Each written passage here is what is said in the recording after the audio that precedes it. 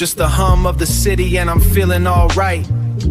Got this quiet moment in the heart of the night, and the neon signs are bleeding through the hay.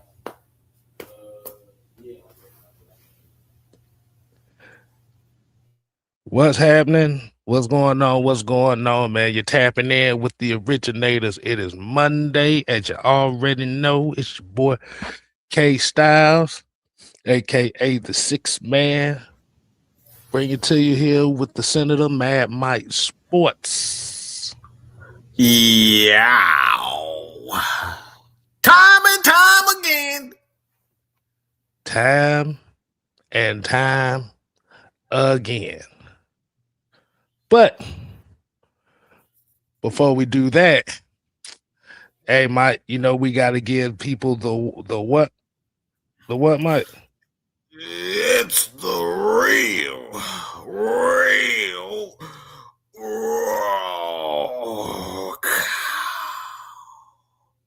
Ooh, yeah.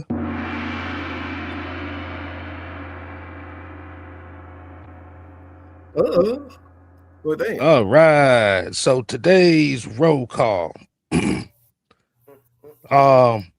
We're gonna go ahead, get right into it, man. We got Night Whisperer, we got Ski Yee, you got John in the building, we got Daniel Berry Sports Highlight.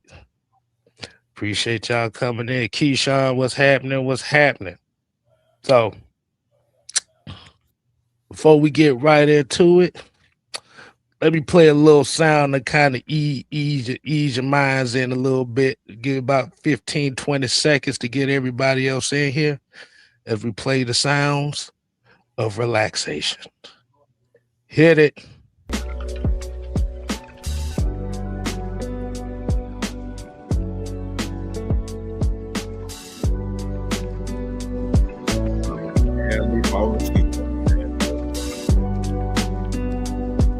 Hey. Hey. Make sure you go ahead and hit that subscribe button if you're new to the channel. Make sure you hit that like button as well as hit the hype when you get done with this. All right. Get about a few more seconds. All right. All right, man, Mike. How we doing this evening, man? Keyshawn, Hey. what's going on? What's happening? What's happening? Sonya, what's going on? What's happening with you, Mike? Hey, man, I'm wonderful. Hey, man.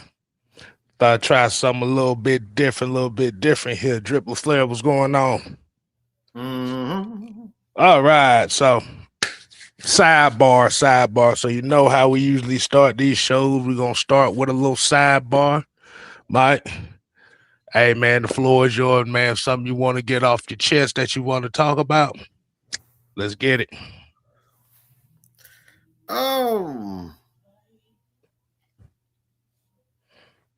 been tagged in a lot of stuff lately, but I want to talk about something that I saw this weekend at Elimination Chamber, man.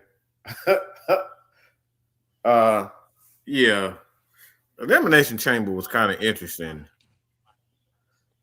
Why you say that? I mean, we got this YouTuber, and this dude is like literally one of the most annoying people in the universe. And I'm not talking about annoying in a trolling type of way. He's just a dumbass.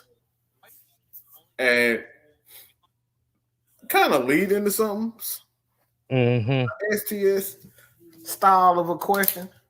Okay, what you got for me? Because, like, Logan Paul, it's like the WWE seems as though that, like, they have to take on the, like, it clearly seems like they've been doing a lot of branding with other companies and stuff like that, and it seems like they made they bid with this dude And every time I turn around, he's at every event. He's a part of every major storyline. And I'm thinking to myself, like, okay, who told y'all that this dude was entertaining? Who the hell told us that who the hell told y'all that we want to see Logan Paul? We want to see actual wrestlers, and the actual wrestlers that actually doing the thing, we're not seeing them enough. Yep. Guys like Dominic Mysterio and whatnot, we're not seeing them enough. But instead, we get stuck with Logan Paul, the guy that's literally getting kicked out of countries because he's such a disrespectful and culture. I don't say culture vulture, but he's just disrespectful to a lot of people's culture. Yeah. Like he's very disrespectful to other countries, and he goes out his way because he feel like he can. And we saw him and Javon Evans in the Elimination Chamber, and Javon Evans didn't do nothing. We got to see more of Logan Paul posing and walking in the circles and running and doing and jumping off shit. Like we didn't ask for you, we asked for Javon Evans. Oh wow. Javon Evans, obviously, what I call the new Kofi Kingston. Because that's some bitch. When I tell you, look, you talk about black men and super athletic, like he fits that stereotype to a T. This motherfucker can jump off the Empire State Building and land on his damn feet. That's how athletic that motherfucker is. And yeah, we didn't see any of it. We were stuck with Logan Paul. Even though Randy Orton ended up winning it, but they made the whole match out of Logan fucking Paul. Which brings me to the question, kid. Why is it that it seems like everybody trying to be a fucking troll? Like, why do companies make it seem like we want to see trolls all the time? What the hell is up with that? Like, why are y'all trying to feed us? That's not entertaining. That's not what we want to see. We want to actually be entertained by the things we want to be entertained. I didn't turn on wrestling so I can watch Logan Paul pose and smile.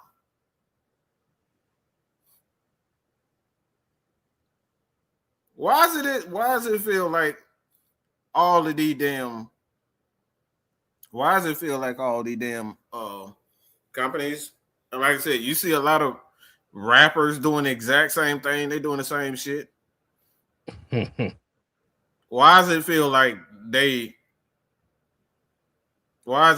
all these, like every rapper to going out their way instead of actually doing it the conventional way and putting out a good product and letting people choose?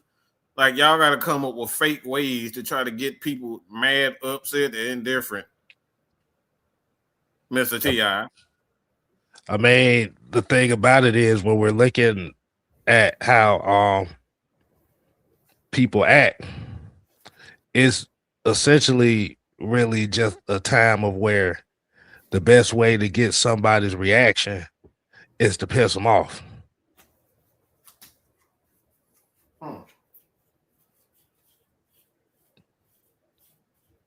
I know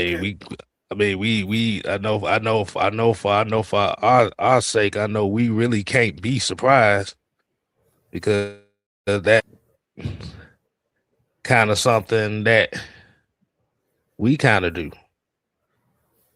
That's how we get people. I don't think we piss. No. What I mean by we do is we be us, but it pisses people off. Like you said, Logan Paul is there just for the YouTube money. Like you said, because you know they got Prime on every damn thing.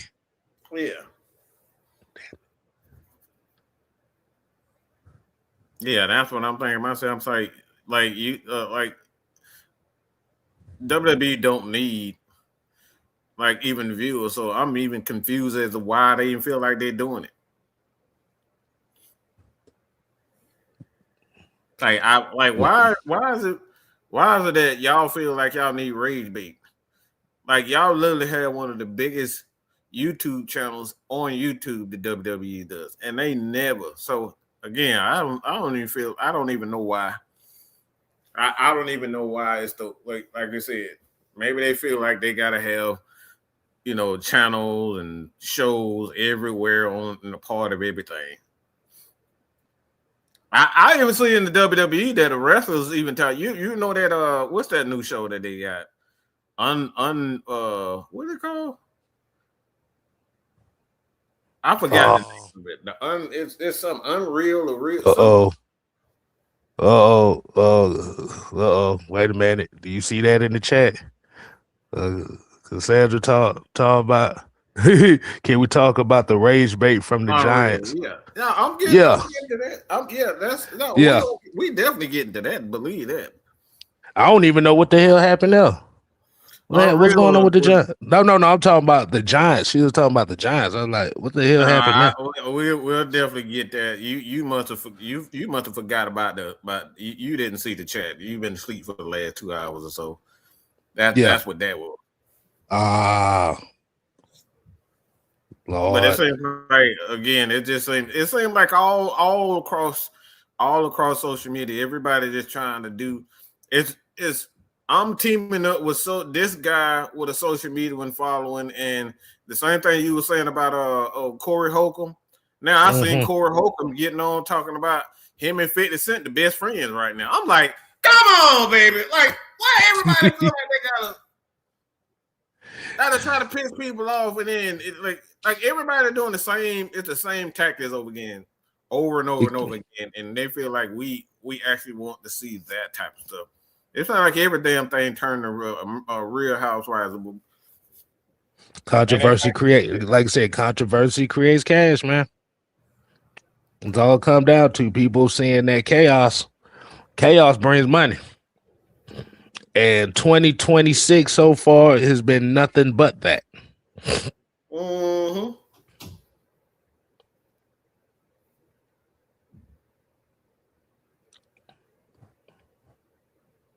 That's insane.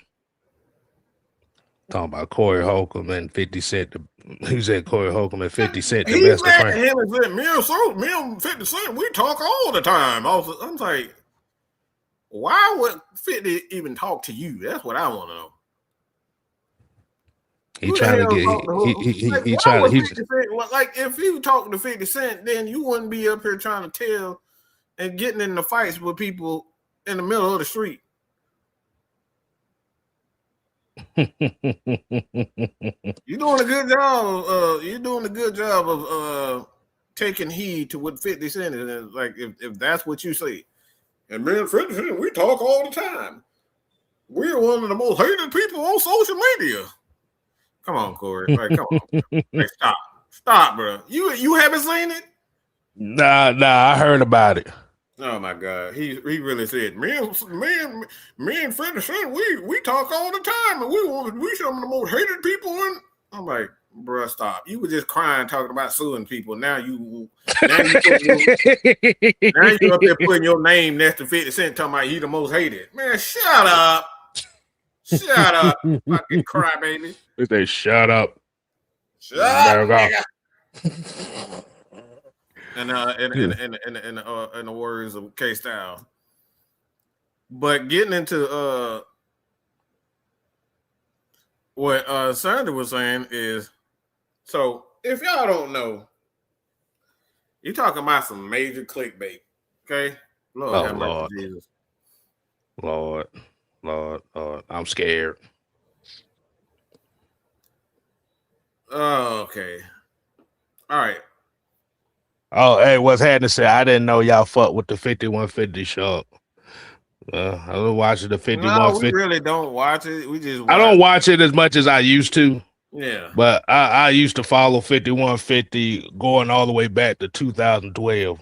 Mm-hmm. So the last couple months has been kind of weird. But go ahead. So this you talk about clickbait, and now look, I want to tell y'all to get on your knees right there and tell man Mike y'all sorry, because I've been accused of being a clickbaiter, and I'll never clickbait. I just don't tell you what the truth behind the story is. Okay, that's not the same as clickbait. All right, so I don't do that. So this guy, good googly moogly, if that thing is juicy. But this dude is named I got about 15 people trying to message me right now. I'm so sorry. My phone is going absolutely haywire right now. Just hold up one second. Oh, Lord. Everybody want to message me while they know we're doing the show. Hey, that's some bullshit. But this is what we call clickbait. So Adam Farrell, he said the Giants are monitoring the availability of one Bijan Robinson per Wes Steinberg. John Harbaugh is reportedly hell-bent on finding his Derrick Henry.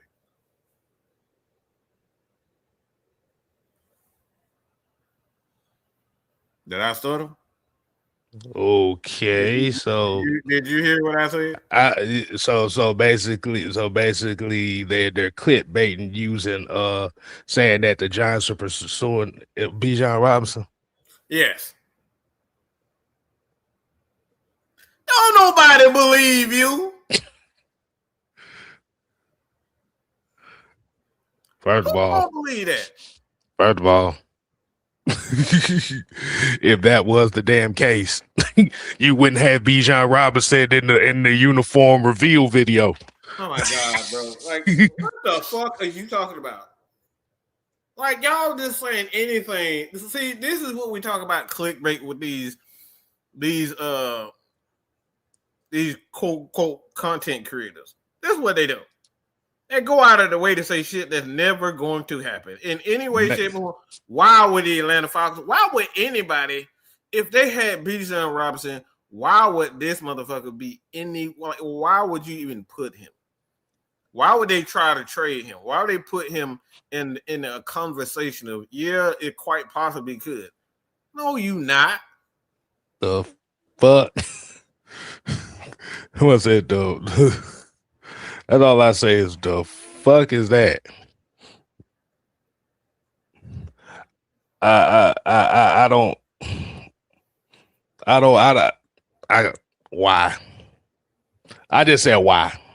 That's all. That'd be my only question. Why are you even making it up? Why would you like? Why would you even fans like? You got to be stupid to believe that. You telling me people were actually believing the shit? Please don't tell me somebody actually believe that. Always people that's believing. The point is why the fuck would you even? Why would you even tweet that? Like John said earlier, it's engagement farming. It's engagement farming. Because the thing about it, it's all about saying something so absurd that people ain't got no choice but to damn respond to it. Mm-hmm. Like, come on, bro. Like I said, I looked at it, but the crazy part about it, it's not even the fact that it's trolling. Like social media, a lot of people done got so lazy.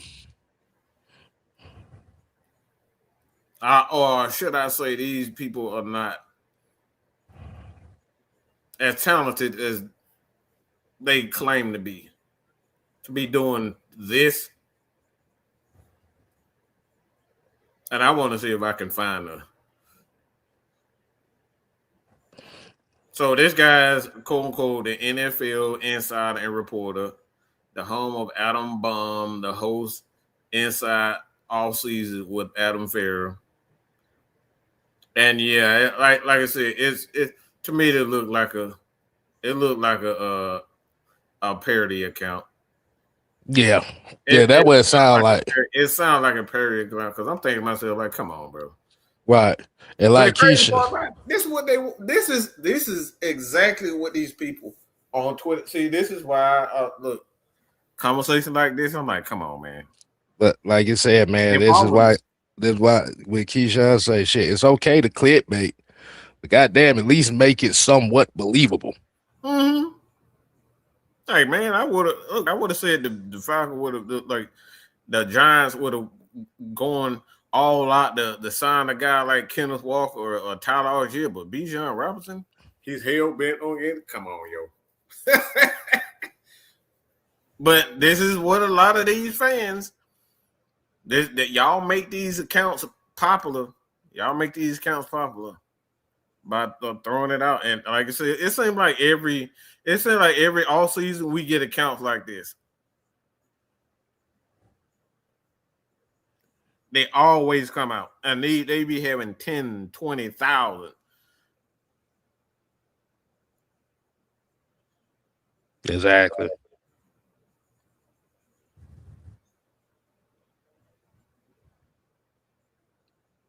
Like I said, man, I just look at it from a standpoint of these type of things. You just what I like to say, throw it in the garbage. That's how I feel. But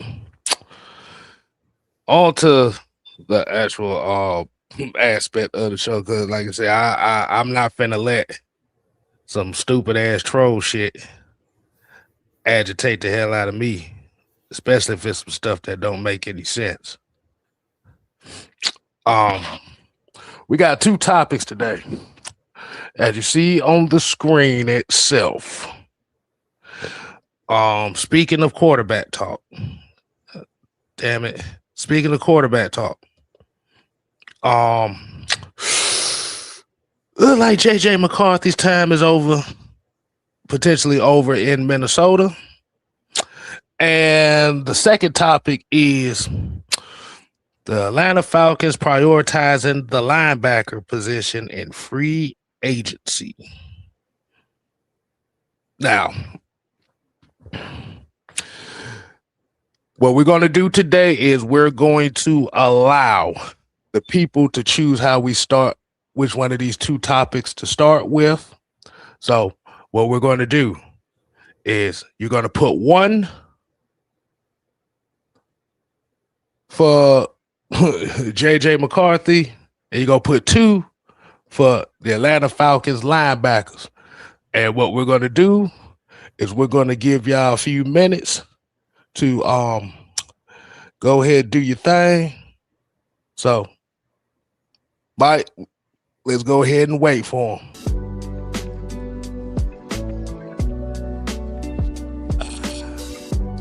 Hey.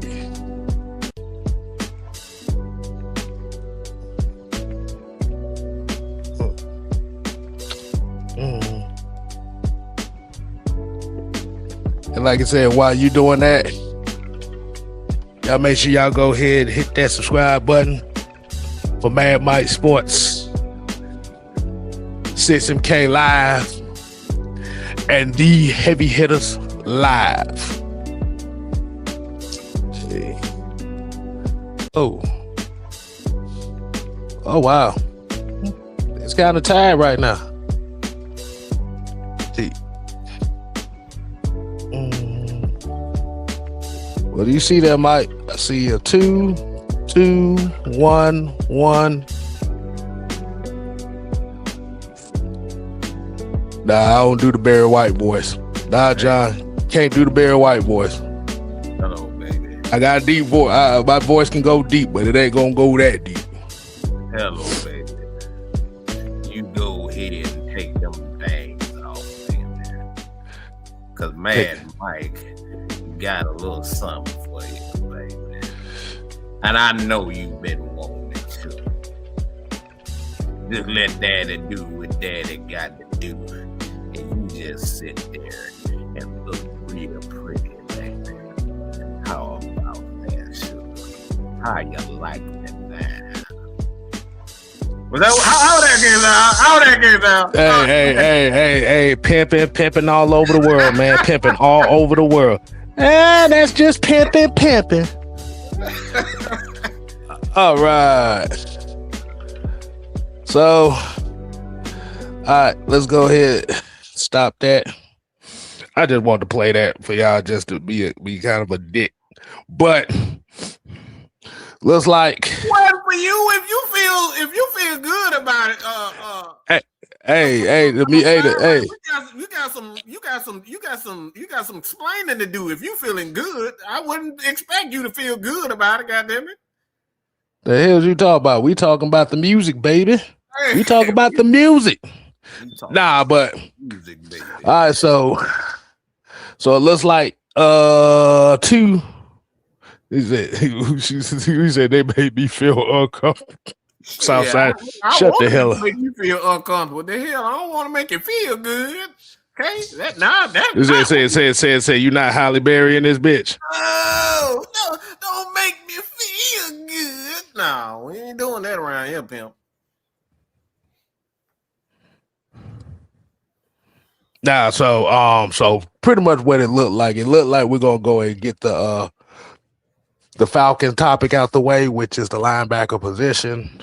As we already know, outside of the James Pierce situation, Caden Ellis being a free agent, Troy Anderson, free agent, D'Angelo Malone, free agent. The jury's still out on Caillou.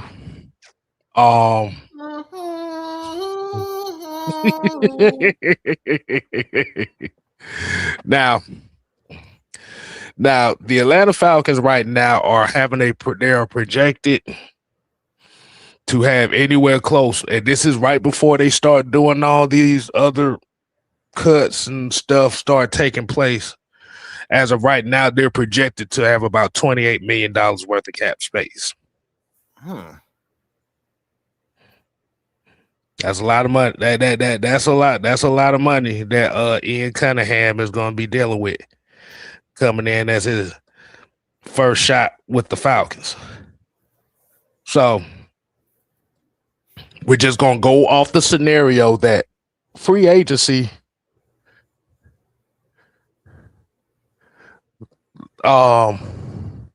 let's just say they do go the route of free agency. And Sandra said, what happened with Troy? Well, Troy is an unrestricted free agent. Last year was the last year of his contract, and damn, about 4 years went by that fast. But like I said, what happens with him? She's asking, what are your thoughts on him? Oh, what happens with him? He's gonna get picked up by somebody. I'm gonna say he's going to get picked up just for the simple fact that, just like Nakobe Dean, there's been a lot of injuries in his career, but there's the flashes right there. Now, the flashes may not be as significant as what Nakobe Dean showed, but Troy Anderson does have flashes of being a capable linebacker. Mm-hmm. Hell, the last game he played with the Falcons, he had a 17 tackle touchdown game. Yeah.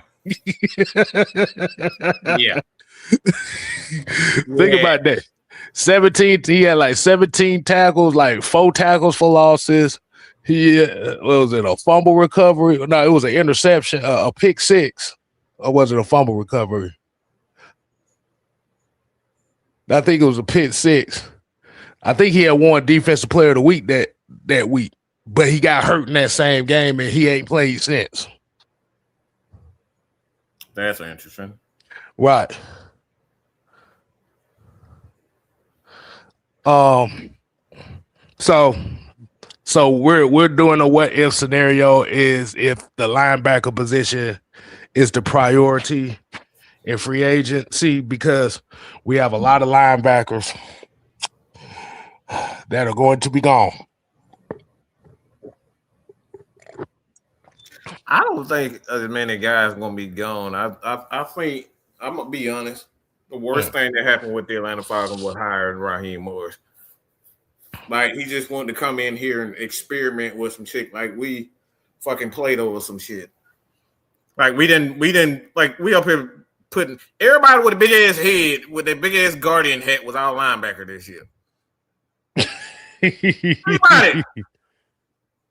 And every last one was too little and undersized.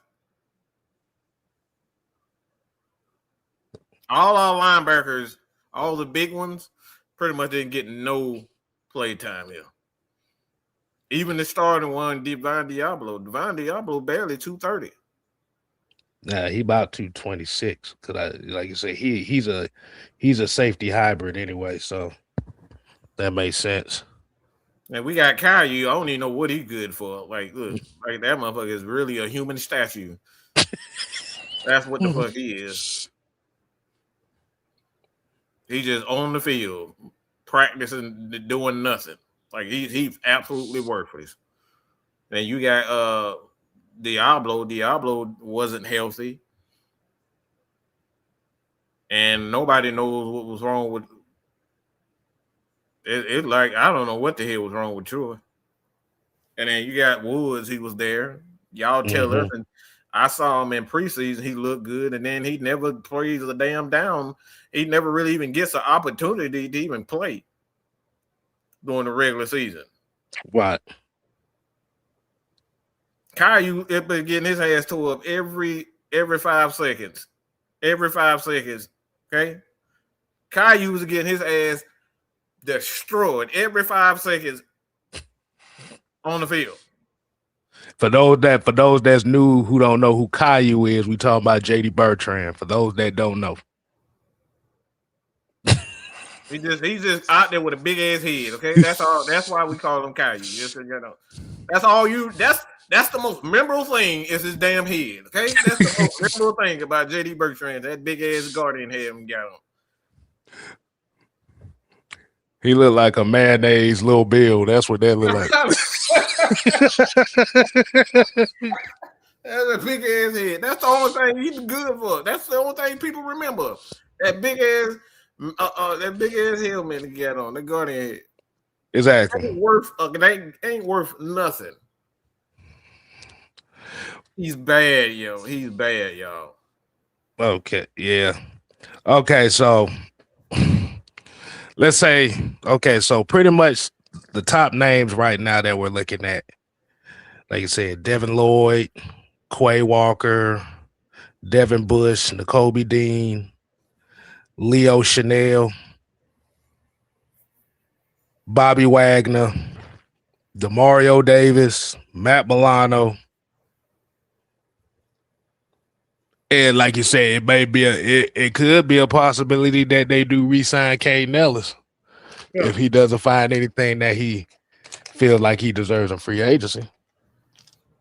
I mean, from what I'm hearing, a lot of people are looking at Caden Ellis and free agency. But the thing is, I think he's 30 something. Mm-hmm. So I think that's going to play a part in his age. So my question to you is, based on what you see, if it was any one of these guys in free agency that you would think they should take a crack at out of that list, who would you say would be your best bet?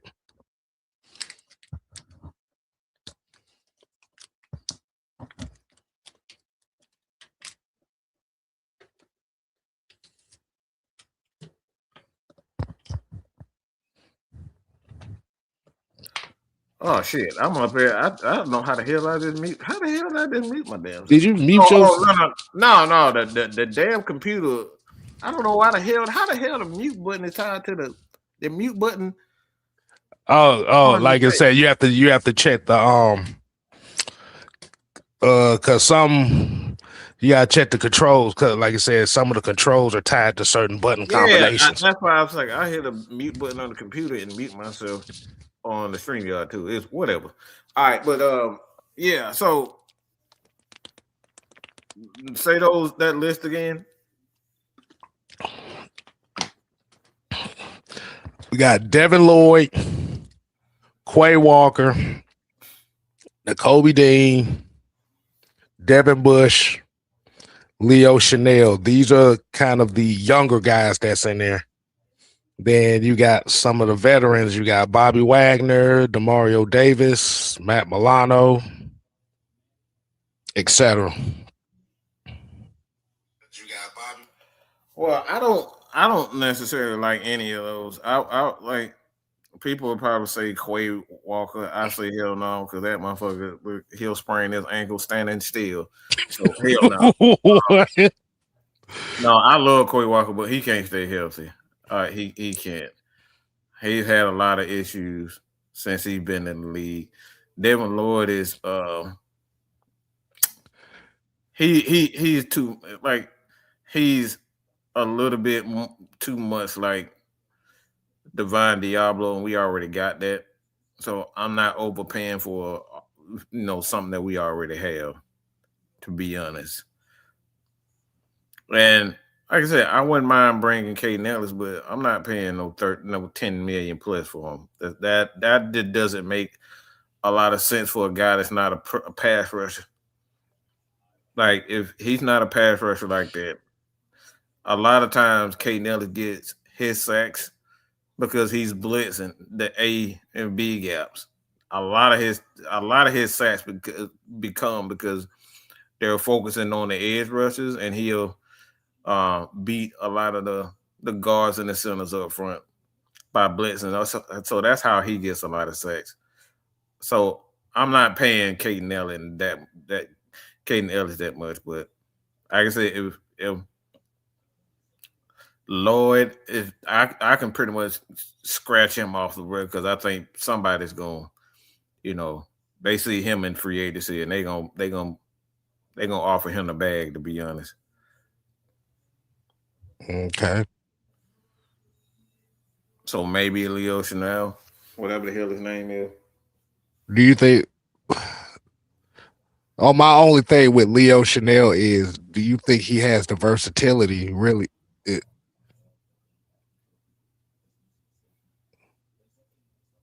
That they'll be willing to take a chance on him. I mean, I know him for being like straight downhill. I mean, to be honest, we don't know what Olbrick is thinking because a lot of those, you talk about versatility, we just heard that from Raheem and Terry Fontenot. We don't know if that's exactly how Jeff Olbrick wants his team to be. It's just everybody has the ability, to be versatile. I don't know if that's something that he wants because at the end of the day, you need somebody who can get in there and be physical. You just don't want a whole bunch of versatile guys and don't have a thumper. It's just like having a defensive line. You ain't got no fat asses. Like, what's the point of being in having to putting the defensive line together? You ain't got some fat asses. You need some fat asses in there. Okay. You need the Jordan Davis. All right. You need a big fat slob in there. You need it. So it's a name in there. So it's a name in there that I just said. I said would be one of the most interesting signings that I say would probably be Demario Davis. If you're talking about a guy that's pretty much going to be a downhill guy and an older veteran presence. Yeah, but you know what? But that motherfucker old in the mud, dog. Old as a hell. That motherfucker old as a headache, boy.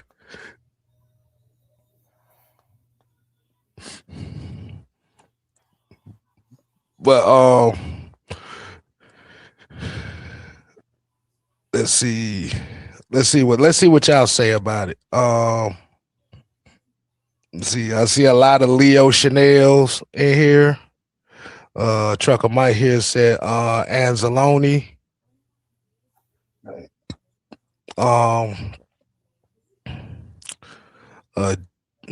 Joseph Day, that sounds like a defensive lineman.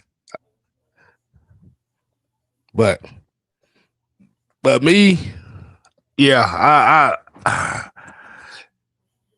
I think by you saying that about, like you said, we don't know what he's looking for. It kind of throws a lot of a monkey wrench into how a lot of people are going to think. Because the thing is, historically, from what I've paid attention to how Ian Cunningham kind of run things, he's not really a guy that too often spends a lot of money on the first day of free agency, and a lot of these guys are going to be first day gone guys, and you already know those first day guys, and we know this for a fact because we went through it in 2023. We spent a whole lot of money that first day.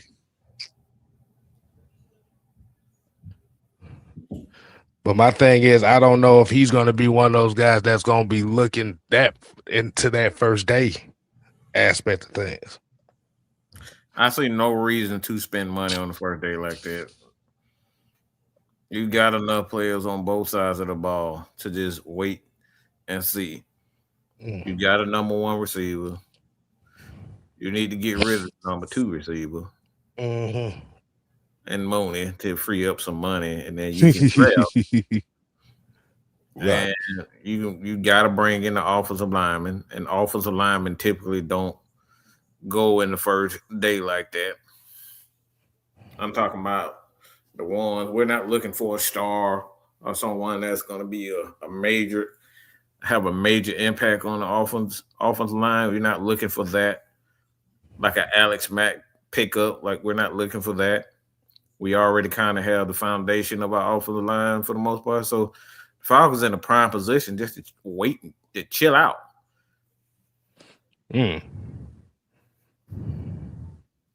So would you rather look for a mid-level linebacker and then find kind of like your future kind of star in the draft than spending all your money in free agency for a linebacker? Yeah. I mean, like I said, we got guys up here playing like dumpster juice, okay? Like, these guys are absolute trash can, and they making $10-15 million already on the roster.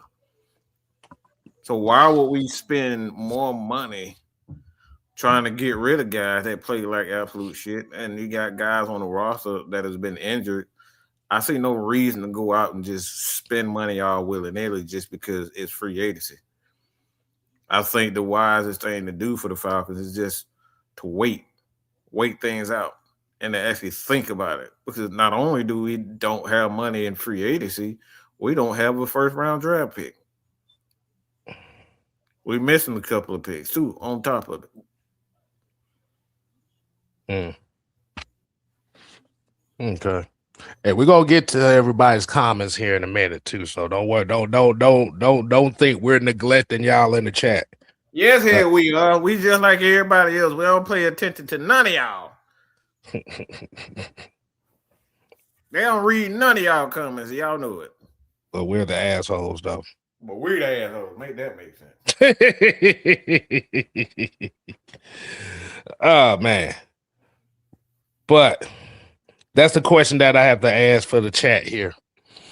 And I want to get y'all thoughts on it. Should they spend top money on the linebacker position in free agency? Or do you think that they will find their next linebacker in the draft? What would you do? And while we get some answers from that, like I said, we got Makeway Sports in here. Trucker Mike said maybe someone from the UFL. Yeah, we are. Look, what the hell you think we already got? We got a bunch of UFL players in the damn. Jerome said he liked Leo Chanel.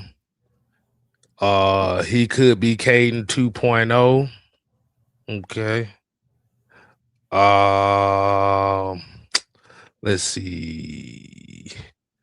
Southside here said Devin Bush has been way better since leaving Pittsburgh. No, he ain't. Don't lie. Don't lie. I'm lying. He was never that good to begin with. Oh Lord. Oh, don't let Don hear you say that shit. No, no shit. Like he wasn't that damn good. Y'all just see him in a Oh, different team. In a different team, he looked better. He looked different on a different team, and it's like, yeah, man, he's good. I want it. What you say? I want it all. I want it all. That Okay. man, 27 years old, talking about he looked better than what he ever did. No, he not. He just sucked. All right. Let's see. Sonya said the draft. What's happening? Said both. Drip said draft. Okay. Okay. He had what, 2 good years. Yeah, 2 good years in his whole career. That man ain't good, y'all. Okay. Exactly.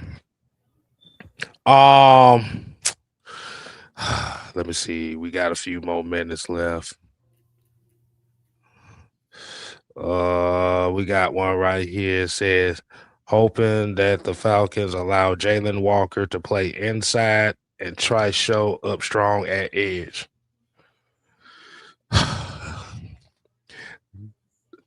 My thing is,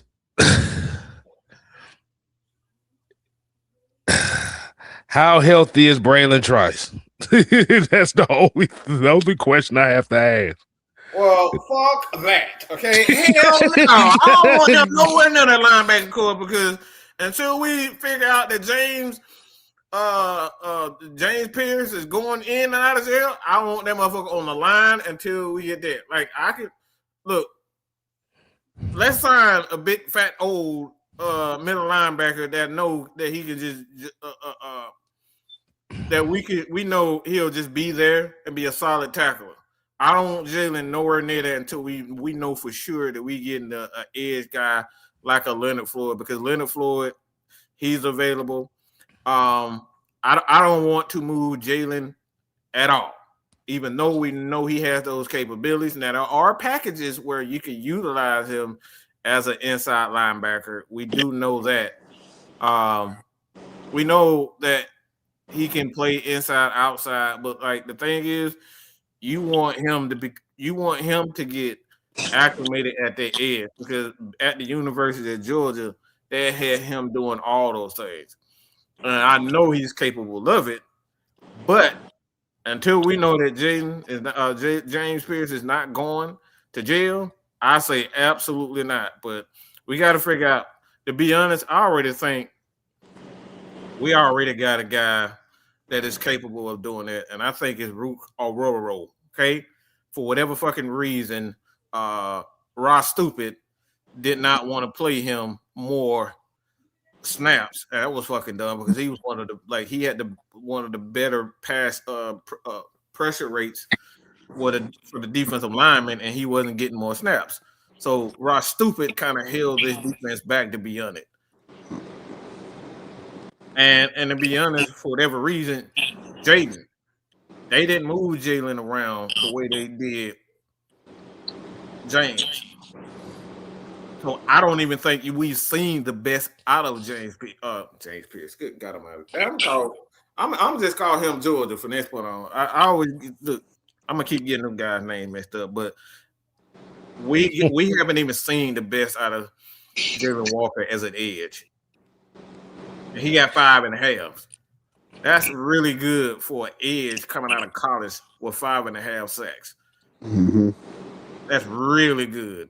And he was just learning the position. So that was just all instinctual. So once he understand and know the game, going into that second and third year, I'm telling you, Dylan Walker will be a fucking monster at the edge position. He's gonna be a fucking monster. I'm telling y'all. What's up, Don? What's good? So y'all talking about linebackers?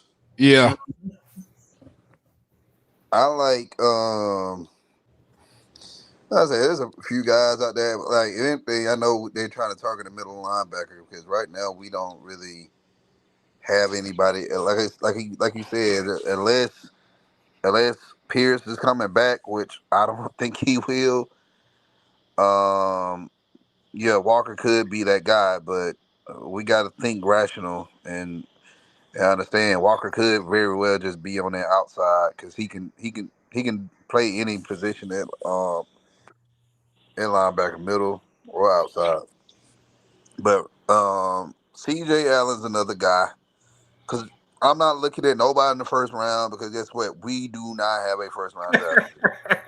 So y'all keep talking about Reese and all these other guys. They're gonna be gone before we pick in the second day two, guys. Let's be. We got to be honest with ourselves. Um, like C.J. Allen, um, is one guy. Another guy I like is Josiah Trotter. I know y'all may not like him, but I think Just he'll. sidetrack. Like I said, I don't know too many of the prospects and stuff because I know I haven't really got a chance to really see a lot of them. I just know right now where we're free agency around the corner, and it's literally right around the corner. Mm-hmm. Because I think the legal tampering day is like next week. Mm-hmm.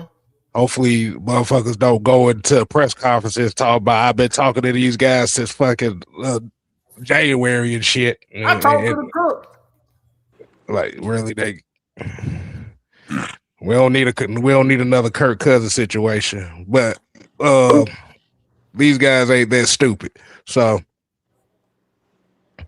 Don, let's say if they do go the free agency route, do you think they go?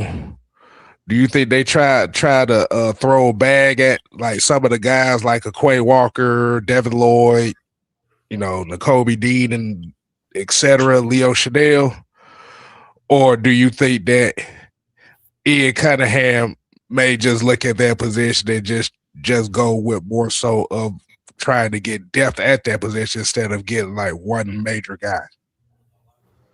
You need to get depth. Get depth. Rotate them out. See who's going to be the best guy that's going to start.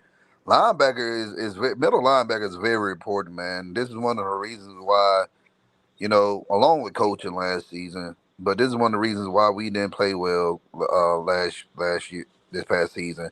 When Diablo went out with that injury, and we had to put in Caillou, like JD Bertrand, like y'all already know, like it's just the middle of the field was just horrible. So we don't, like I said, I don't think Troy's coming back because I don't think they made any announcement. I haven't heard anything about Troy Anderson, honestly. Um, you gotta go. You gotta just look in the draft. If I'm looking for a middle linebacker for the future, I'm going in the draft. We got to stop trying to plug and play people, guys that is in free agency. Because my thing about it, no team let good linebackers. You don't just let linebackers, especially good linebackers, walk like that. I know everybody talking about N'Kobe Dean, but if he was really that good, Philadelphia definitely wouldn't be just letting him go in free agency like that.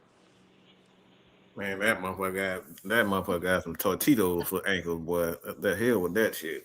That's what I'm saying. Like everybody, well, we need to get Jacoby Dean. I'm like, but y'all go with this Georgia shit. I love my Georgia people, but that damn N'Kobe Dean, that motherfucker is made. His whole body is made out of tortilla chips. Okay, He can't stay healthy. he can't stay healthy worth a damn. If that's the case, we might as well just keep Troy Anderson. Now she said she's singing Caillou in her head. But we need somebody who's healthy, who has a history of being healthy. Like we got to stop getting people, that has these injuries. Yeah, they got huge upside, but like for instance, Troy Anderson, huge upside. Dude is great when he's available, but when he hurt, bruh, we ain't got nobody. Mm-mm. That's the problem. Staying healthy. And I think it like the thing is too, a lot of people are saying a lot of UFL players, like I would try to bring those guys in for opportunity. Thing is, like you can find guys who can tackle well Mm-hmm. anywhere and turn him into something. Because if a guy is undrafted like a Jesse Tuggle can make something out of his career, don't like I'm not gonna go out of my way to say an undrafted guy in college in the NFL right now. Because I mean, look, like I said, one thing I think one thing that has poisoned the mind of NFL is the Raheems of the world. They're going out of their way to try to re they're trying to redefine what the NFL is about. You gotta have linebackers. You can't turn a corner into a linebacker. You can't turn a safety into a linebacker. A linebacker is a linebacker, and we need linebackers in today's NFL. Yeah, we do. Exactly. I don't think uh, uh that converting corners and the linebackers thing. I think that experience. I think especially now with the way that football is kind of converting itself back to where it used to be, it's really not a good idea of trying to convert more people into positions they don't need to be in. Mm-hmm. Let's see. Southside said, "What do you think about Devin Bush?" Devin Bush. Hey, I love Devin Bush, but hey, same thing over him. I think he has some health issues. Like he can't stay healthy. Yeah, the Southside thought he was gonna get you to He, say that he, he was No, gonna I'm get. not He was finna. going. I'm not like y'all, like some of these Georgia people that just want every Michigan player. Like, look, if you good and if you can stay healthy, yes, bring your ass on the team. But if you got some issues with staying healthy, like, no, I'm good on that. And I think Devin Bush is he gonna want a lot of money. We ain't got money like that. Like I said, I'd much rather draft my linebacker, my franchise linebacker. yes. So if they don't want to go center in the second round, because I said either center, defensive tackle, or linebacker. Those are the only three positions you need to address in the second round. I prefer a center first. Then you get defensive tackle if the best one available on on the board.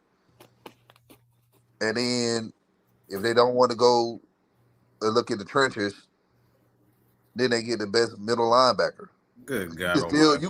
you can get solid like middle linebackers in the second or third round, and they can start week one. Oh Lord, Lord! I hate Devin Bush because of his dad. In '95, the Falcons selected Devin Bush instead of Derek Brooks.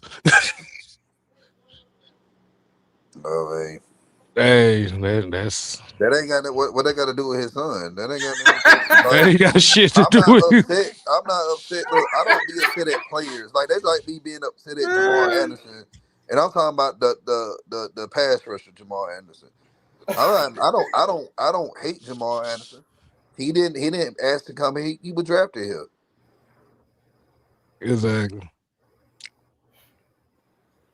And look, his dad. I remember Devin Bush's safety. Like I remember him because he played at Boy, good God Almighty.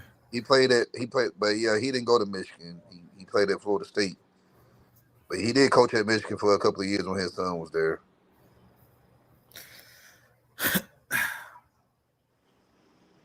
That shit wild, boy. All right. Oh, since '76, yeah, kind of figured that. Gotta figure that. Yeah, yeah. So Since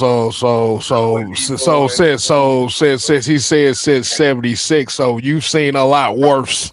Yeah. Like I said, I wouldn't even thought of it that time. You've seen a lot worse team building than what people perceive right now as being horrible Bro, team like building. for real. Yeah. So he done seen the Kim McQuilkins and shit like that. Yes, yeah. You know what's crazy? People don't give Jerry Glanville enough credit for the talent that he built from the Atlanta Falcons, his tenure with the Atlanta Falcons. He brought a lot of talent in.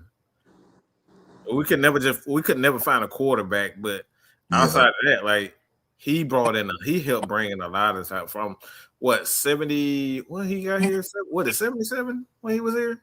I think he was here like 75 or something like that. But anyway, he's responsible for a lot of talent from the late 70s all the way to the 90s, man.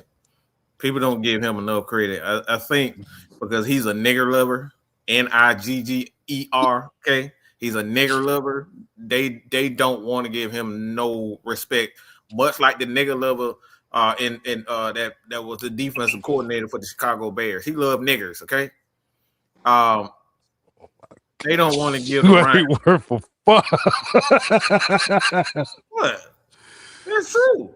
That's the reason why they don't like Buddy Ryan and Jerry Chicago. Glanville. It ain't no other reason. They like black people. They wanted to make look, bro. They wanted to make sure Dion. Who was the one that was campaigning for Dion to come here? That was Glanville. It was Glanville. They were gonna make one of the first black quarterbacks in the NFL a starter. But the NFL said, no, you ain't doing that. Nope. So my thing is like, look, my takes probably ain't what you want to hear, but it's the truth. Falcons are a lot of the problems that the Atlanta Falcons have right now is because we gave a lot of black athletes opportunities when they wouldn't have gotten the opportunities anywhere else. I know, Cedric. I know. Yeah. There you go with the engagement farming with that shit. Like, now that was engagement for me. I'll admit to that, y'all. Okay, I'll admit to that. See, I don't lie all the time, y'all. See, hey, what? But also kind of going into the second topic at hand, man. And I think this right here we can kind of relate this with and I think you talked about it earlier, Mike. It's the problem with the young quarterbacks now and how the quarterback position is treated. So it's a possibility that the JJ McCarthy era in Minnesota is on its way to being over. Again, this goes back to what we've been saying. Teams that don't give these quarterbacks enough time to develop, you know. yeah, I don't like that at all. It's unfortunate. It's unfortunate that JJ sustained injuries up there, but let's keep it real, man. Like Minnesota for years, they known for just they much rather bring a veteran in to carry them the way because they don't really have Minnesota ain't never had patience of quarterbacks, never. They always got to bring some veteran in, and it's sad for JJ because I'm like, dude, he's still good? Like there's nothing wrong with JJ. There's the same thing. There's nothing wrong with Michael Penix. Like these two guys, they played in the national championship game a few years ago. Right. But hey, So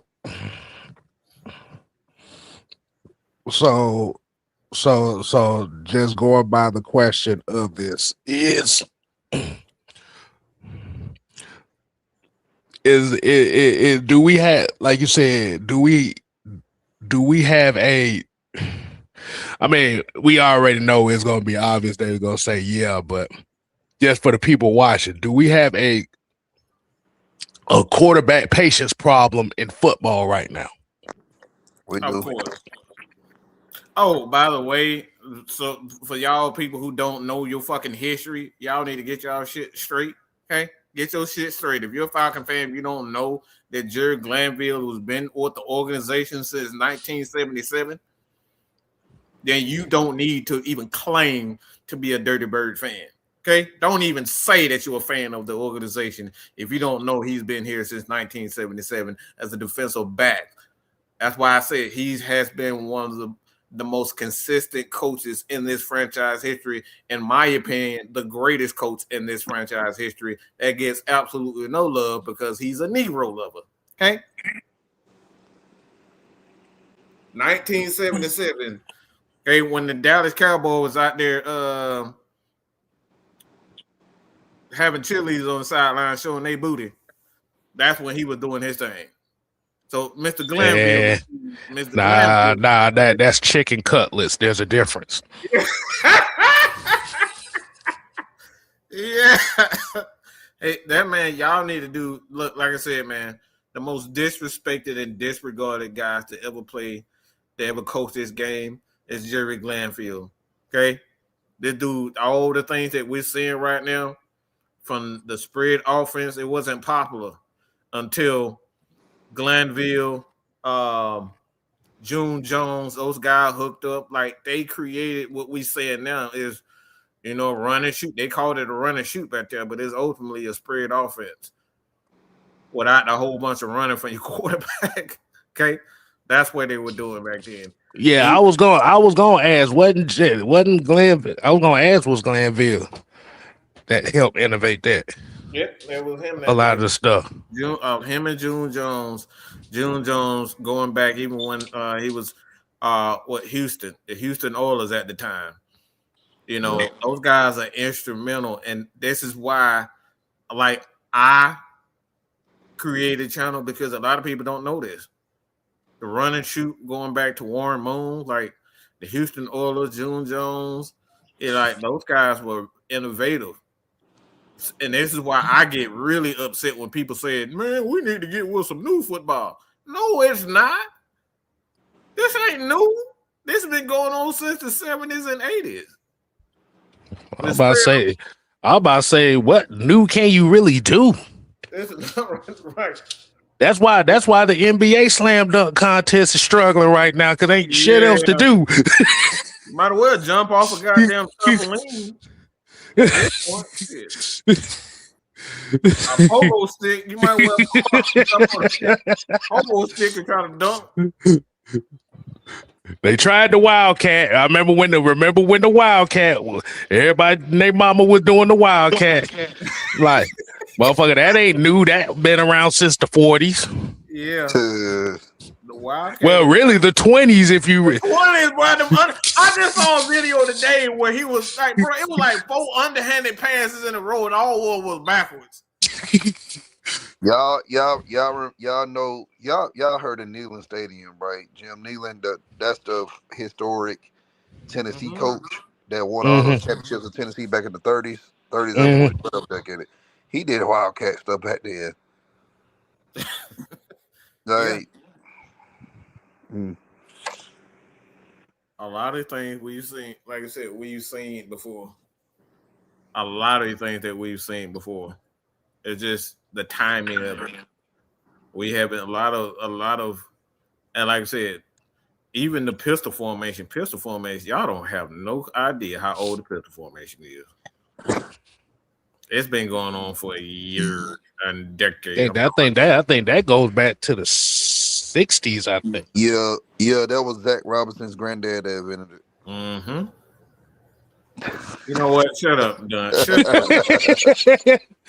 your ass up. see. Since we're doing that, we need to bring back the jumbo T. We need to You know what, boy? I will scream. I would love to see bring back that. the jumbo T down here in Atlanta. Shit, the full house formation. How about that? The wing formation. The wing T. Nah, we can't run no wing T. No. Yeah, I didn't think you Nah. had nightmares about those formations. So I went back to old Bo Schembechler days in Michigan. Nah. I was about to say, like you said, I just think now that the biggest problem with the NFL right now is to go back to what you said in your live earlier, Mike. The quarterback position has regressed a lot. Yes. It's regressed a lot. And what it is because of its regression, a lot of these teams and a lot of these teams that draft these quarterbacks don't really have no wiggle room. Hell, you look at down here in Atlanta. The damn city don't give a quarterback but 7 games before they ready to throw him in the garbage. Yeah. It ain't even been a whole 2 years, and we talking about get rid of the quarterback. Like, what is wrong with y'all? It wasn't even a whole season before it was up, man. We saw 5 games from Desmond Ritter and said, no, he need to go. Like, yeah, some of y'all encouraged, and he was doing good. That's the crazy part. He was doing well in those 5 games, and y'all said, nah, we seen enough. He not running enough. The same thing that Desmond Ritter was accused, we accusing Michael Penix. They not running enough.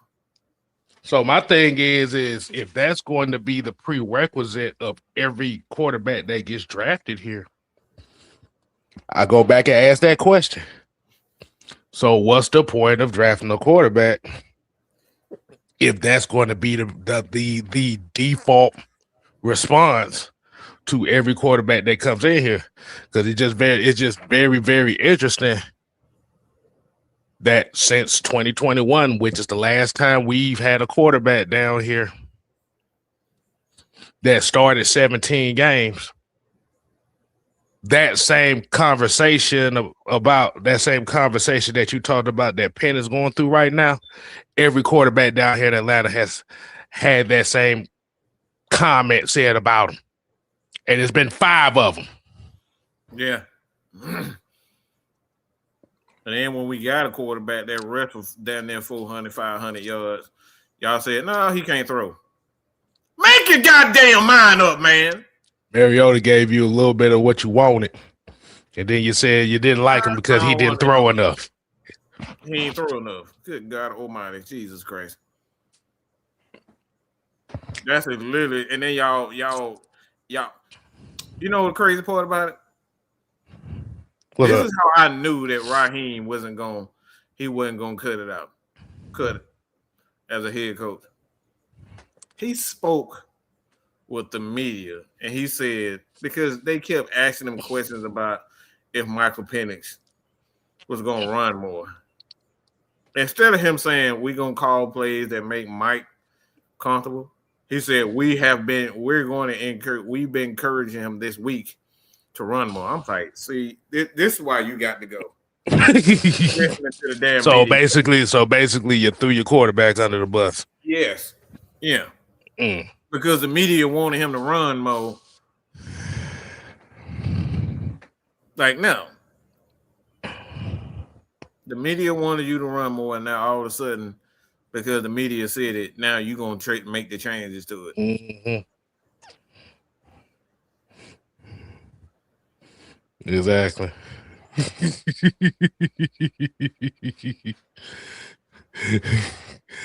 Here it goes. Said the reason why they throw the quarterbacks away, they're scared of boring winning.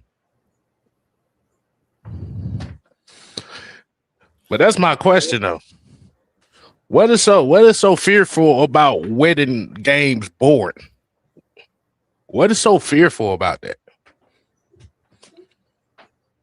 I want to hit somebody in the face with a hot pizza while saying some shit. Hell, you even got to go back to the Mike Vick days. Most of those wins were boring as fuck. It's boring as hell. All they did was hand the ball off 40 times.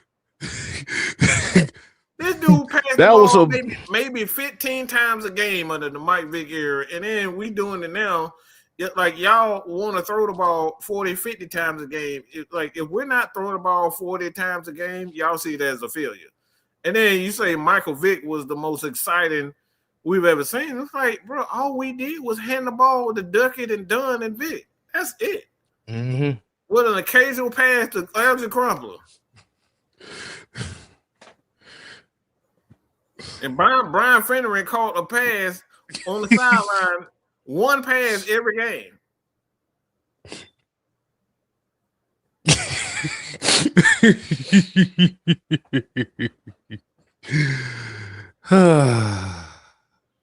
No, don't blame this on Patrick Mahomes. You blame on that Negro in Baltimore.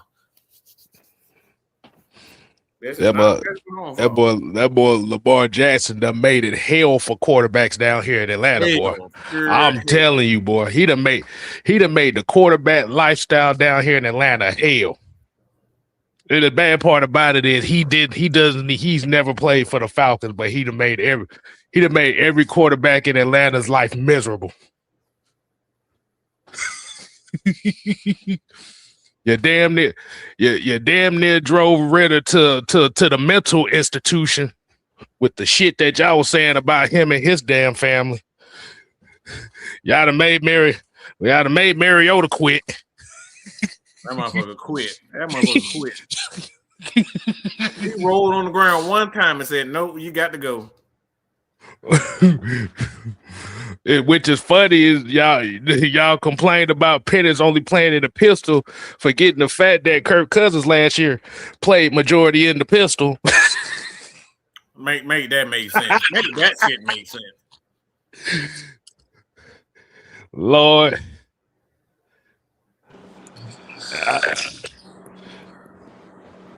Why is Ray Ray McCloud dressed like Homie the Clown? Southside St. Patrick Mahomes' first year and throwing for 50 touchdowns caused all no. Don't blame it on Patrick Mahomes. That is not where that started. Mm-hmm. That shit started. The expectations of quarterbacks have been lowered because of Morris. Okay, Mr. A.A.U. Jackson. The end. Everybody want to do that. Mm-hmm. Everybody want a quarterback that's going to run around in 15 billion circles and throw the ball 15 times. The question is, why do you think that every quarterback that everybody suggests down here has to be a clone or has to run the ball as much as Mike Vick and Lamar Jackson? Why do you think that is? Because that's the type of quarterback that the city of Atlanta expects the quarterback to be. Mm-hmm. Mm-hmm. It's not a shot. It's a fact. Ask anybody ask. Let's do an experiment. Mike, you want to do an experiment? You want to do an experiment? Let's go. All right. So since we got 43 people here in the chat right now, and I want everybody to be truthful on what I'm about to say here. What quarterback or who as a quarterback would you like to see suiting up for the Atlanta Falcons in 2026? And be truthful now. Because we know when your asses is lying in here. We done seen plenty of y'all. I already know there's gonna be some Stetson Bennett comments here.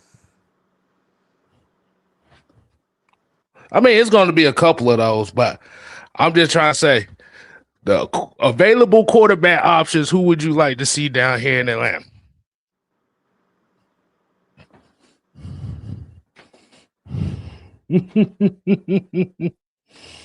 Look, hey, I'll be devil's advocate.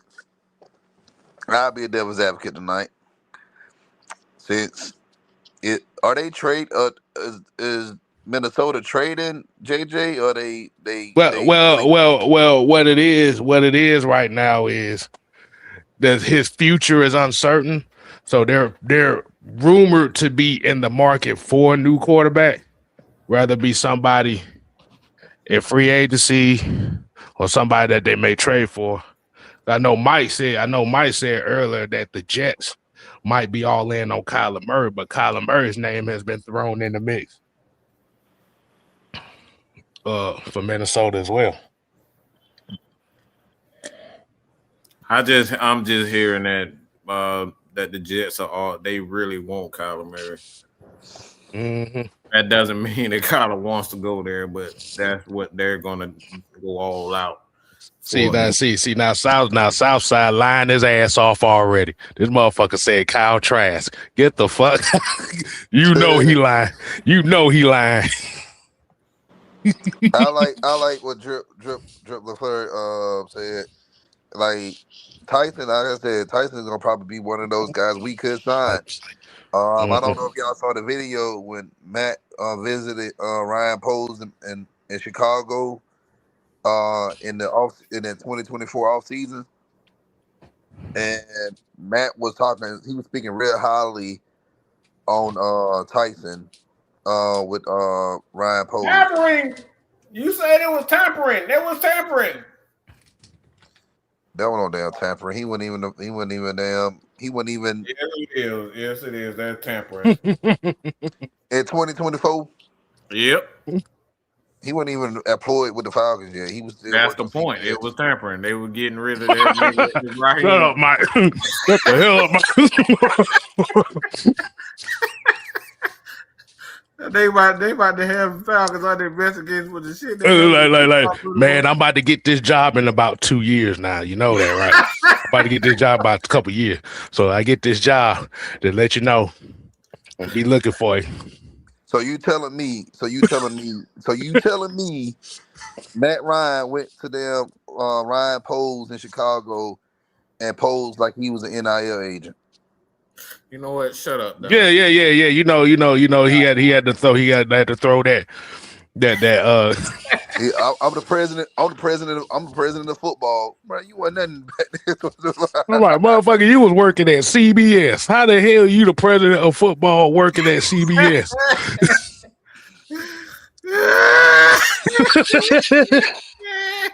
Let me stop. I said I was going to be good. I'm going to start my week off good. Here I am. I mean that is a very, very good comparison. I mean, like I said, Matt could have said that I was the president of football operations while he talked to Ryan Poles before he got the job 2 years later. No, I look, I'm just kind of going overboard with the tampering, but I'm positive that he, set some things in place. If I get the job, I'm thinking about this, and I will propose this back then. If this happens, I'm gonna bring you in for this. That type of stuff happens all the time. So, so my question concerning JJ McCarthy here. If they give him one more year, do you think that this will be his his do or die season? If they give him one more chance, I'm gonna say this. This is what I think Minnesota should do. Trade Justin Jefferson now because he's the one that's he's forcing he's basically forcing their hand right now because they paid him that money and they haven't paid JJ McCarthy or any quarterback any money in the last couple of years. So it's just if I were the Vikings, I would tell the fans to shut the fuck up, trade Justin Jefferson because they already traded Addison. I would trade both of the receivers and just start over. Because you're not going to find any quarterback. There's no magic pill for quarterbacks.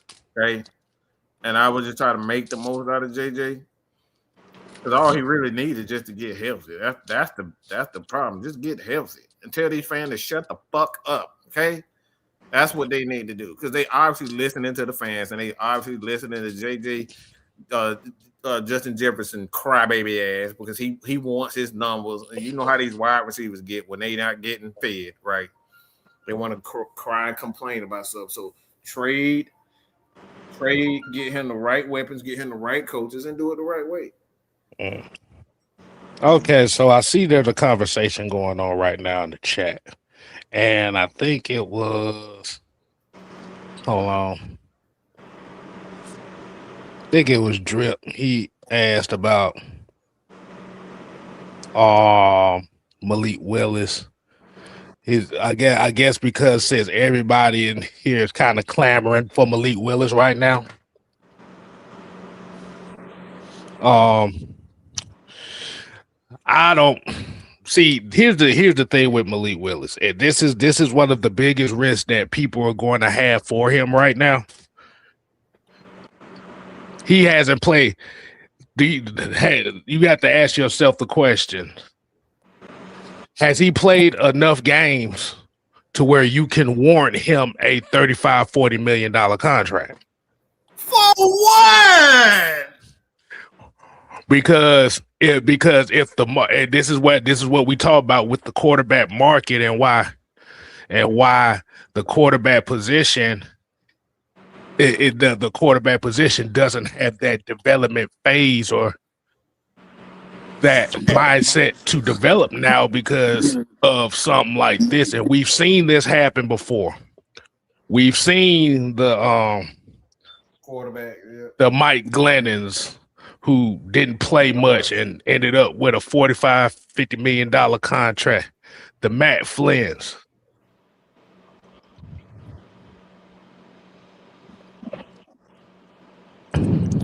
Like you say, even though Nick Foles won Super Bowl MVP in a year that he only played 3 games and that was in the playoffs, and he got that big ass contract down to Jacksonville.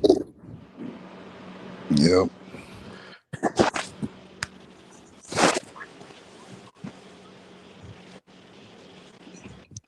The reason why people are gravitating towards Malik Willis is what I said once again.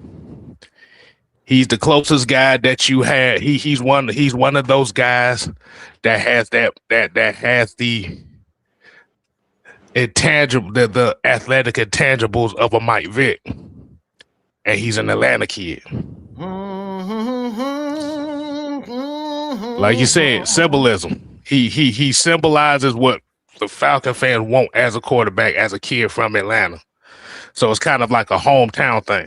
But my thing about it is do you take that chance at $35-40 million a year for a guy who's played less than 7-8 games? Yes. Like you don't pay for a guy for a handful of games. You better make sure that he's the one. Okay? You got to make sure he's the one. Mm-hmm. We've seen plenty of quarterbacks have a handful of games, and you pay them. Essentially, what the kid we're talking about, you pay them big money, and then you realize, well, damn, that's the best I've got. That's the best. We've seen the best already. Right. There's a reason why Green Bay allowed him to go in the free agency. Okay? Right, because he was about to be an expensive backup. Mm-hmm. And I don't think you want to take that chance. Okay. And as I mean, you should have. The point is, they could have traded him if they thought he was that to begin with. They had just allowed him to walk for nothing. The question that you have to ask about that, though, is what did they ask in return? Because if they thought they was going to get a king's ransom for him, see, it wasn't going to work. See, the Falcons got lucky when it came to Matt Schaub. Matt Schaub played 1 game for the Falcons, and the Houston Texans was willing to trade for him and give up a first-round pick for a Matt Schaub. and we got lucky. They already had their eyes on them too, so they were just looking for an opportunity to get Matt Sharp too. So it's the same thing, but there's a small difference in that. They Small wanted difference. Matt Sharp. They wanted Right. him. The Falcons kind of got him at the perfect time. Right. But they did, like I said, they did look up. They did look up for sure. Mm-hmm. They fit system perfectly. Yeah, but like I said, we was able to get some kind of compensation out of it, even though I knew your ass was gonna bring. Man, take your ass back to sleep, okay? We know why you in here.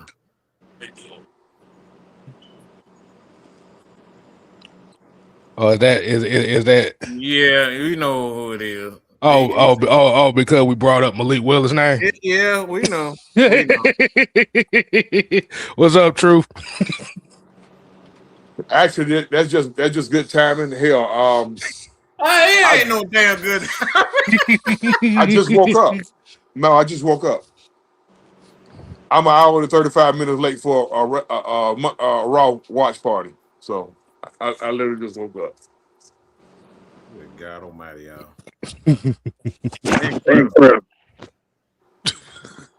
Nah, but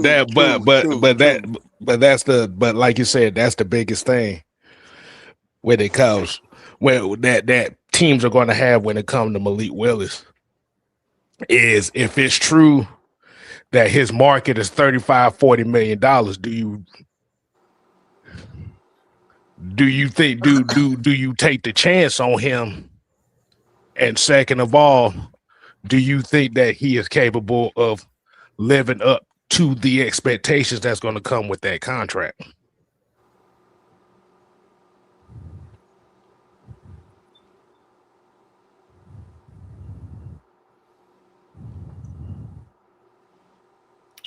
Like I said, we've seen this with a lot of quarterbacks in the NFL. Well, I say no right off the bat because chances are it's not going to happen for a quarterback. Just off the chances alone. Okay. And like even some of the greatest quarterbacks have had a long. They've had a long list of accomplishment. I wouldn't say accomplishment, but games that they have. That you say, all right, I can see what going back to Steve Young. Steve Young had injuries. He had good games here and there. You know, the Tom Brady's of the world. He had a couple of games here and there in his rookie season that said, all right, you know, I think we can build upon them. So the chances are it happening with Malik. I mean, we see it with Kyler Murray. Everybody thought Kyler Murray was going to be the next great thing. It didn't happen. You see, he's about to get cut. Justin Fields, you know, Mitch Trubisky, even the Pittsburgh, the Pittsburgh quarterback. I know you ain't talking about Mason. No, Mason. I'm talking about Pittsburgh University. Oh, Kenny Pickett. Like a lot of them have talent, but it doesn't work out. So the chances are of it happening is no. But the thing is, Malik is in a situation like Justin Fields. He's in a position almost exactly like that. Because you were drafted, and the circumstances didn't do this and didn't do that, but like you don't have a lot of options. Got to make it. You got to make it. You got to pretty much turn it around like Sam Darnold. Sam Darnold had one opportunity to become something. One opportunity. That's it. And most teams ain't gonna give you $40-50 million for it. Right. So Malik he better go to the best opportunity for him to be a quarterback. If that's what he wants. If you want to get the check, I don't really see a team that's gonna give him a check. I don't see that, but I think a team is gonna give him an opportunity. It's kind of steep. Yeah, because I was about to ask, because I was about to ask if that is true and that is the market for him. What team out there do you think that'd be willing to give him that back? That's what I don't know. That's because I see a lot of teams out here. They got their guys, but I don't. I just don't. I don't know where he fits. I don't know where he fits, to be honest. And Right. Justin Fields ain't from fucking Kennesaw. Him and Malik from the same neck of the woods. I want to go off about something else, but I ain't gonna look right going off about it. I He just just seen went some to dumb high shit. school. He just went to high I, school up I, there in Kennesaw. That's it. And he that's just somebody who ain't doing his freaking research. But I get it. That's all I got to say. That's all I got to say right now. That's all I got to say. Look at Sandra talk about don't bring one-eyed Willie to her. Whoa, whoa, whoa! They One talk eye, about really? two. Well, one-eyed Willie. That's Wow. what she called him. Wow. You know what? No, and like I said, again, man, I get when it comes down to quarterbacks, I get labeled. I get shut up, Dunn. I know what you think. All right. Your ass up. Nah, leave it alone. Leave it I alone, knew he Don. was going. I knew. I was just waiting for it. Well, I wanted to leave that alone. I knew Dunn was gonna say, but the thing is, I get labeled as a quarterback hater, but the thing is, I'm not saying he doesn't have the skill. The quarterback is all about the right opportunity to showcase your skills, and I don't see a team out there is willing to give him a $30-40 million, and that's a year. He's going to have 1 year, Malik, to Yeah, showcase his entire skill. yeah. Cause from what it said, it's supposed to be like like the Justin Fields type of deal that he got for the Yeah, Jets. that's what I'm saying. A long-term deal for him to be the guy, I don't see that happening. Because Doesn't mean it can't happen, but I don't see it happening this year with a team. I'm trying to think. Because I'm trying to think Maybe Arizona. Maybe Arizona. if they move on from Kyler Murray, they Yeah. said you can see it Arizona. I'm hearing Cleveland's name being brought up too. I've heard Pittsburgh's name be brought up as well. Malik Yeah, going Possibly the Malik going either Miami or Vegas. Miami or And Vegas. I already talked too much on that one. That's where he going. but yeah, He going either Miami or Vegas. but that's what I'm saying. It's like even with Miami, they don't even know what they're doing. So it could be one of those deals. Even with Miami, I can see a 3-year deal for about 80 million or something like that, about 40 to 50 guaranteed. That can happen. But like I said, long term, like Miami probably makes the most sense for Malik, being that they still like they gonna have a bunch of fucking dead cap. They're gonna have That too a contract. Like you said, they gotta find they gotta find a way to get up off that tour contract right now. so I can see Malik being there for about 2 or 3 years until Miami. find they got. Yeah, I already said The only Miami be a good fit. situation that make the most sense for Malik, professionally and personally, besides here, is Miami. Yeah, Miami. I've been saying Miami for a while. Miami would be a good spot for him. Mm-hmm. I said Now you professionally and already got the personally. coaching staff. The coaching staff already they got the familiarity. It won't be much for him to do, like far as Yeah. like trying to learn a new offense or whatever. Right. Like everything's there. So he'd be closer to Georgia, which is good. Yeah. I know some people said I really think the Raiders they full blown on Mendoza. So, Yeah. but Mm-hmm. They're full blown on Mendoza. But like I said, if I'm looking at wild cards here outside of like Miami and Vegas.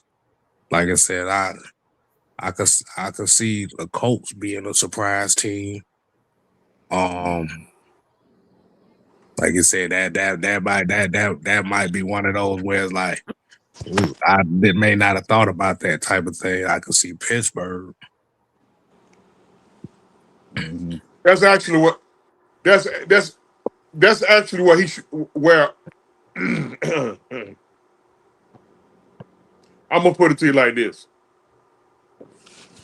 There was a lot of people shocked that Pittsburgh took Pickett at 20 in that draft.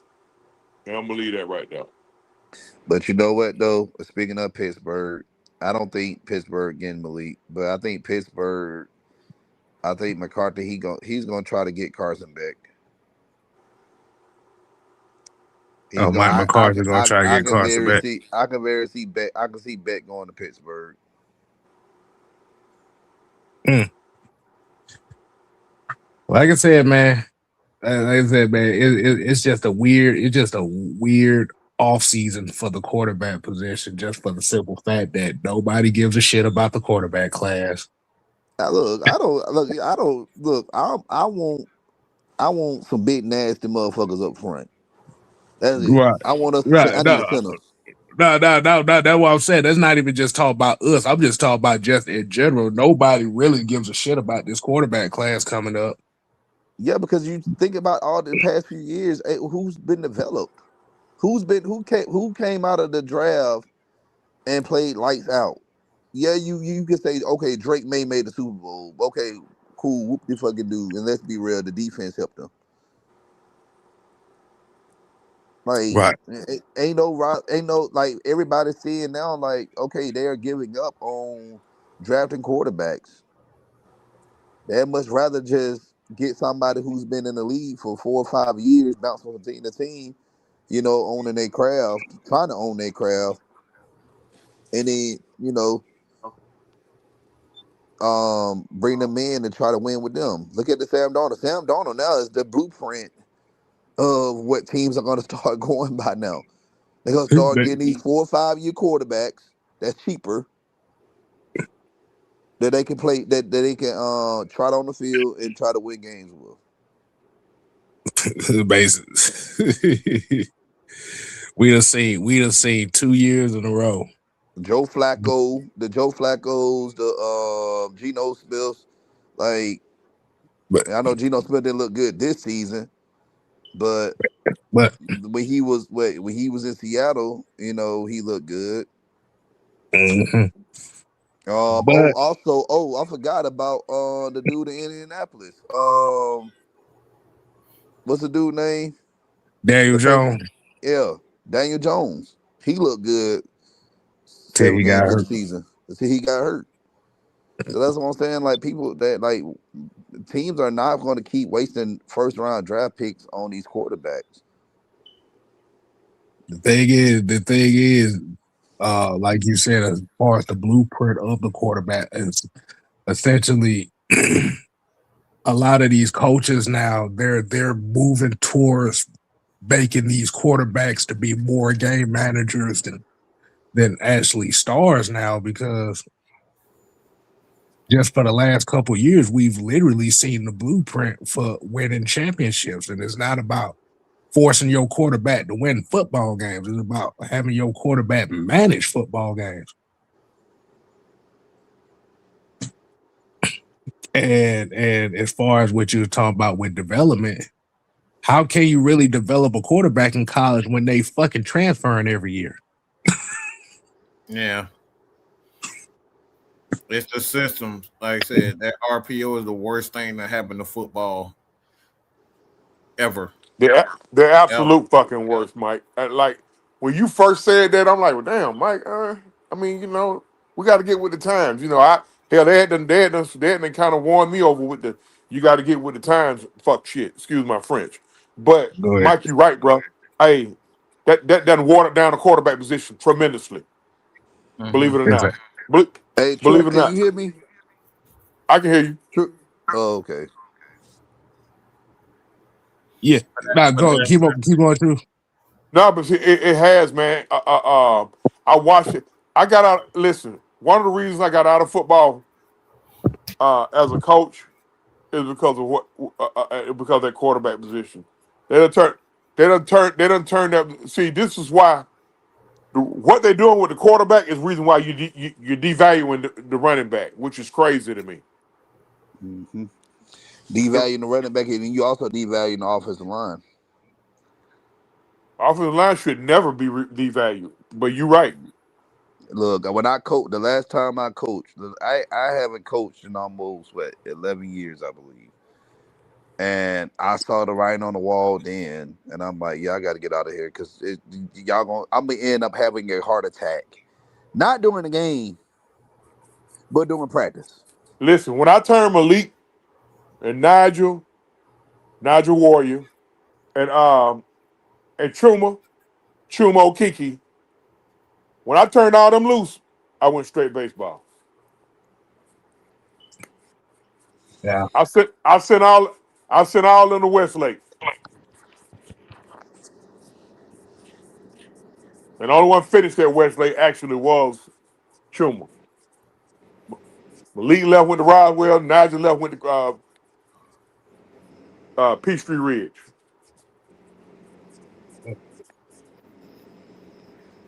So yeah, that quarterback, like I said, the quarterback position, and like you said, this year's draft class should tell you that how far down the quarterback position has gone. Like, bro, this is the first draft that I ever remember that the quarterback position is like Nobody, last on the totem pole. nobody cares. I haven't seen the only quarterback that I've seen that them talking about on the NFL Combine is literally Carson Beck. I have seen nothing about a quarterback. Nothing. I'm Hmm. hearing he may be the next quarterback off the board after Mendoza. Yeah, That's he what I'm will. hearing. He I don't will. know how true that is, but they Nah, saying Carson Beck may be the next quarterback off the board after Mendoza. yeah, it's bad. It's really bad. Yeah. So generally, they just taking the first two, the guys that played in the national championship. Because you have to think about it. All the preseason quarterback, the preseason Heisman hopefuls, the Myers and the Klubniks and all them. See, they played like shit this year. Mm-hmm. Because remember that because that was supposed to be like Fernando Mendoza literally came out of no damn where. Never heard If that kid. I'm gonna tell you what I'm gonna tell you what kind of opened the doors for him as far as that Heisman hopeful. I think I think the majority of the writers and the media, believe it or not, Kev, I think the majority of them were behind Haynes King. But when mhm, when Tech stumbled those last 3 of the last 4 weeks, they kind of took him mhm, out of the fold. right, That's the guy who they want. That's the guy who they want to get behind. yep, Hmm. They want to get behind because Haynes King. because if they hadn't a stumble, Haynes King was going to be the story. He was going to Haynes be King the was gonna story. win. If Georgia Tech had a bag they way into a college football playoff, Haynes King would have won the Heisman. Yeah. Mhm.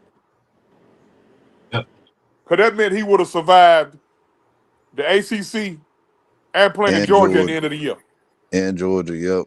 And then whoever was in the ACC championship, yeah, they would have mollywopped them and right, Well, it was Duke. It was Duke. It was Duke in Pittsburgh, right?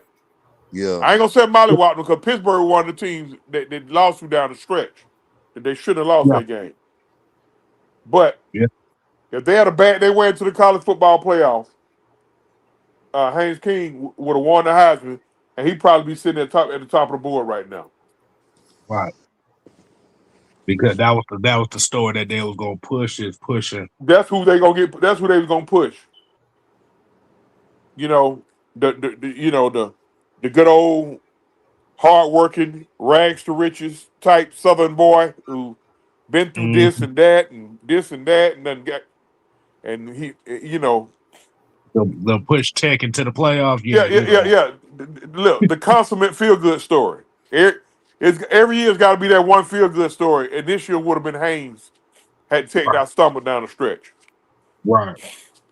Yeah, because I'm looking at this quarterback class this year. I'm looking at, like I said, Fernando Mendoza, Ty Simpson is ranked number 2. Garrett Newsmeyer, Carson Beck 4, Kay Kublik 5, Drew Aller 6. Taylon Green is 7 right now, and I think Who that's they just so who they got? Who they got behind Mendoza? Right behind Mendoza. Ty Simpson. Ty Simpson. Beck better than him. Keep going. Like I said, Garrett Newsmeyer. Get Beck's better than him.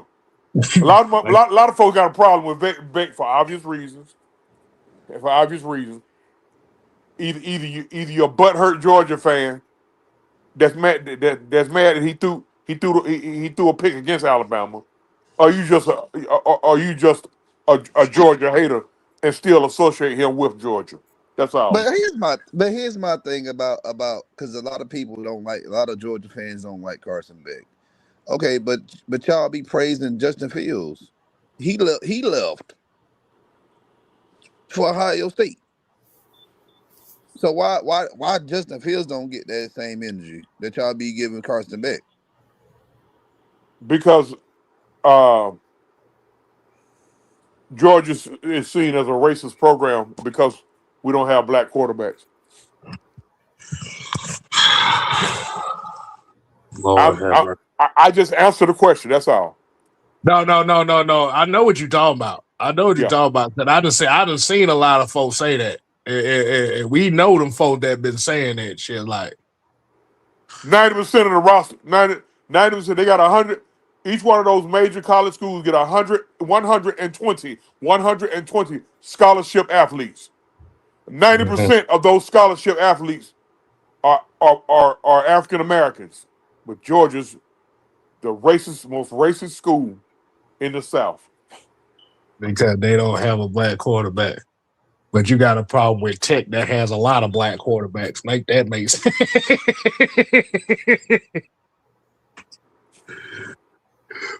but I'm trying not to get suspended.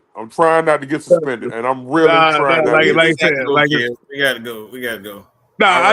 I just wanted to go No, down I this kick quarterback myself off. list. I kick myself off. I kick myself off. I'm Look, gonna watch from the rafters. Okay. Hey, Chauncey, y'all enjoy the I'm rest of thinking, the show, man. true. Yeah. I'm thinking of a color. What color I'm thinking of? Man, And shut it's up. not. It is not. It Let's is go to not. bed. It, We gotta go, y'all. no, no, no, no, no, no, no, no, no. Chauncey got it. Look, true. The only color you I'm should be thinking of thinking a of color. is green. Money. Yeah. I think about it all the time, but hey, Don, you need to go to bed, bro. man, Go to bed, man. until next You need time, to people nap. with this shit. You really need a long nap, okay? A long nap. I had one. Listen, I had a long nap today, and I You feel have hibernations. You don't have no damn naps, okay? That nah, but motherfucker can sleep, boy. nah, but like but like I said, they got Haynes King ranked as the 16th best quarterback in this draft. you got to be damn, fucking kidding me. damn. You Look, telling me a 15 guy better than Haynes? if he died in the 5th round, 6th round, if we trade back and get some more picks, shit. Hold on. Look, If Haynes came available in the fifth round, and we 99.9% sure Michael Penix is not going to be ready for the first game, I don't give a damn what y'all fake ass goddamn surgeons are saying. If that boy available in the 5th round, we don't take him. Hey, I'm gonna be giving Matt a side eye. Yeah, because they said that they projected him as a 6th or 7th round pick. Oh, okay, run it. I'll take King. I'll take him and hold it down until Penix get back. I sure would. Right. I There you go. Listen. Okay, I can't talk about this. Okay, I can't talk about this, y'all. I can't. I understand why we can't get Malik. I do. what I think Malik is gonna get in Miami. Hold on, too. No, don't do that. Don't do that. All right, Don't do that. Don't do that. I'll stop right now. Yeah, stop. Yeah. Don't wanna. I'll talk to you afterwards. Okay. You may have saved me. I don't know. Mm-hmm. I'm gonna Stop. take Yeah. it as you saved me. Right. But we're gonna go ahead and get up on out here anyway, because it's already about 10 o'clock. God damn, I ain't even know it was that late. Hey man, we definitely appreciate y'all coming in. As you already know, Originator Monday, Bad Mike Sports, 6-Man K Styles, The Don, OG Truth. Till next time, people, we ain't here to play. Oh no. We here to stay. Oh yeah, dig it. You ain't gotta go home. Because the Don said so. And that ain't nothing but the truth, the whole truth, and nothing but the truth. Y'all make sure y'all hit them damn buttons, man. All right, people, we out.